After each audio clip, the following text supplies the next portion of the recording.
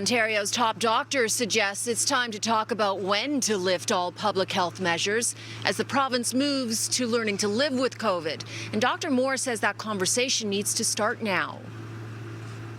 With these tools that we now have in place, I think the discussion has to occur, and we have to decide as a society how many public health measures we want to just recommend and or maintain in a legal fashion to limit the spread of the viruses. I think that discussion should happen soon, given that some of our trending is heading in the right direction. We're following other countries such as the UK, South Africa, that are also on downward trends from Omicron and yet don't have the same level of public health measures in place. So it'll be a societal discussion and government will make the eventual decisions.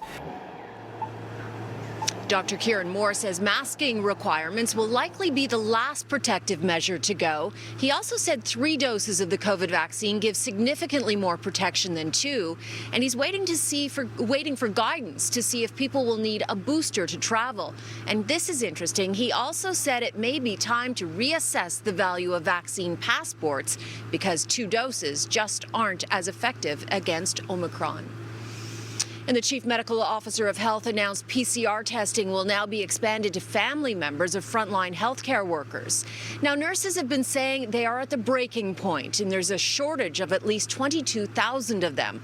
Today, the Ontario Nurses Association met in person with the Premier and Health Minister to discuss what they call a staffing crisis. Catherine Hoy says she was disappointed because there was no firm commitment, but she's also hopeful because they're meeting again next week to discuss retaining nurses. That is our #1 priority, to retain the nurses we already have, because we can't afford to lose any more nurses. We're in trouble. And that's being mild. There's emerged that should have 30 nurses, registered nurses, and they may have 12 or 15 on any given night. And now you need to take these new patients in. You have nowhere to put them, no nurses to care for them. So what do? Bill 124 also came up in the conversation today with the Premier. It caps healthcare workers' salary increases at 1%. He would not make a commitment on Bill 124. What did he say? I will not make a commitment on Bill 124.